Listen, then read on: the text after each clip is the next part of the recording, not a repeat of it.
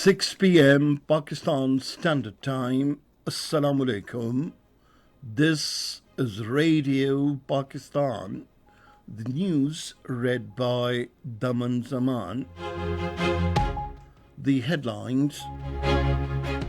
The Iranian president will undertake a 3-day visit to Pakistan from tomorrow. The Prime Minister has called for making Pakistan a cradle of peace and brotherhood as per the vision of Allama Muhammad Iqbal. The Foreign Minister says Pakistan has dispatched the 8th tranche of humanitarian assistance for people of Gaza. Counting of votes is underway after polling of by-elections on 21 vacant seats of the national and provincial assemblies. The Indian government's discriminatory laws have made the lives of around 350 Pakistani women worse who had been married to Kashmiris in the Indian illegally occupied Jammu and Kashmir. Pakistan defeated India in Karate Combat 45 in Dubai. And now the news in detail. The Iranian President Dr. Sayyid Ibrahim Raisi will undertake a 3-day official visit to Pakistan from tomorrow. In a statement, the Foreign Office spokesperson Mumtaz Zahra Baloch said this would be the first visit by any head of state to Pakistan after the general elections in February this year. The Iranian president will be accompanied by his spouse and a high-level delegation comprising the foreign minister and other members of the cabinet, senior officials, and a large business delegation. During the visit, the President, Dr. Sayyid Ibrahim Raisi, will meet the President Asif Ali Zardari, Prime Minister Mohammad Shahbaz Sharif, the Chairman Senate Sayyid Yusuf Raza Gilani, and the Speaker National Assembly Sardar Ayaz Sadiq. He will also visit Lahore and Karachi and meet with the provincial leadership. The two sides will have a wide-ranging agenda to further strengthen Pakistan-Iran ties and enhance cooperation in diverse fields including trade, connectivity, energy, agriculture, and people-to-people contacts. Leaders from both the sides will also discuss regional and global developments and bilateral cooperation to combat the common threat of terrorism.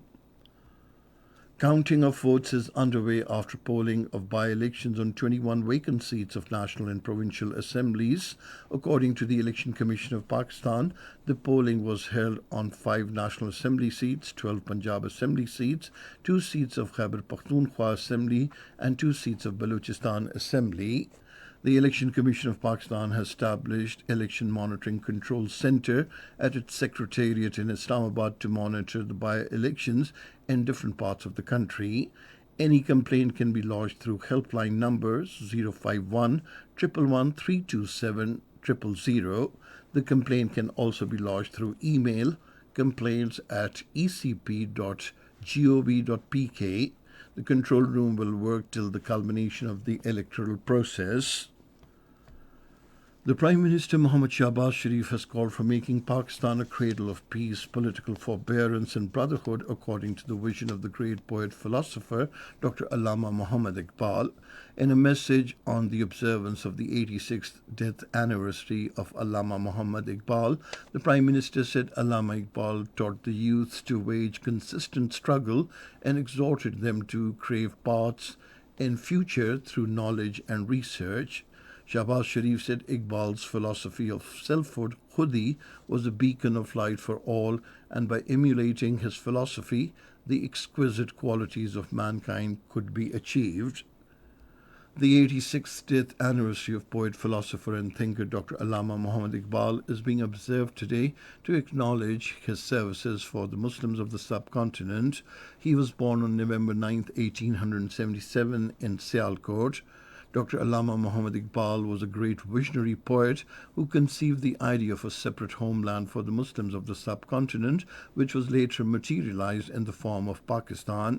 Allama Iqbal, through his poetry and thoughts, awakened the Muslims to seek knowledge and realize their potential.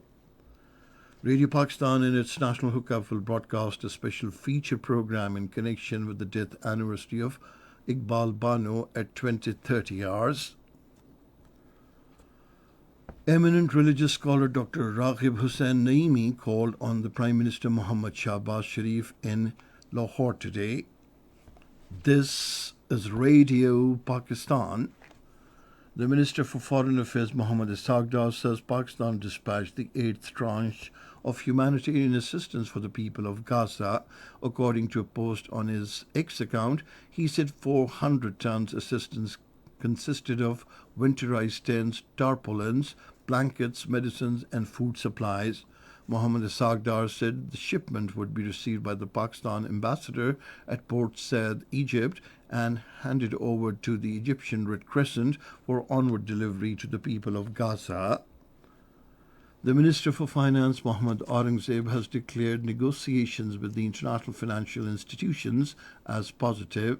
Addressing a news conference in Washington along with Pakistan Ambassador to the United States, Masood Khan, he said Pakistan's stock market witnessed a historical bullish trend in recent days due to the positive indicators of the economy. The minister said mechanism regarding tax collection was also being improved through reforms. At the United Nations, Pakistan has called for development of infrastructure connectivity to promote sustainable development in the developing countries. The call was made by Pakistan's permanent representative to the United Nations, Munir Akram, in his capacity as the co-chair of the Group of Friends of Sustainable Infrastructure Investment, while delivering a statement during the United Nations General Assembly's Sustainability Week in New York. He said the majority of developing countries do not have the public resources to finance infrastructure. He called for mobilizing significantly larger concessional finance, enhance credit quality, and incentivize the private infrastructure investment in the developing countries. Around 350 Pakistani women married to Kashmiri people in the Indian illegally occupied Jammu and Kashmir are facing an uncertain future because of Narendra Modi-led Indian government's discriminatory laws and restrictions. These women, who went to occupied Jammu and Kashmir along with their Kashmiri husbands under a rehabilitation program decades ago, are now stranded with no valid travel documents and limited options for returning to Pakistan.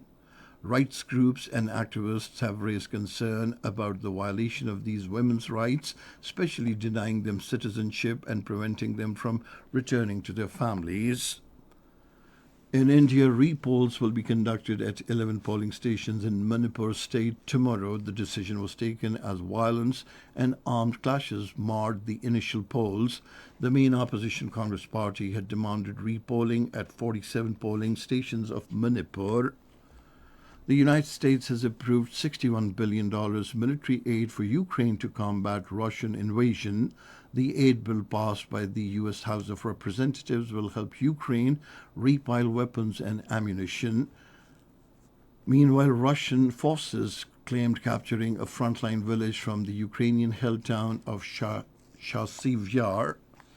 The World Creativity and Innovation Day was observed today. The aim of observing the day was to raise awareness of the role of creativity and innovation in all aspects of human development. And now, news about sports. The West Indies women team beat Pakistan women by 2 wickets in the second one-day international of the 3-match series at Karachi today. Batting first, Pakistan team were all out for 223 runs in 48.5 overs. In reply, the West Indies women team chased the victory target in the stipulated 50 overs. Pakistan's Shahzeb Rind has led Pakistan to victory in the third and final round clash with India's Rana Singh in the Karate Combat 45 in Dubai. The 3-round competition was level 1-1 with Pakistan's Rizwan Ali having won the first round and India's Himanshu Kaushik winning the second round match. The 30-20 international match of the 5-match series between Pakistan and New Zealand will be played in Rawalpindi this evening. The match will start at 7:30 Pakistan Standard Time. Pakistan lead the series by 1-0.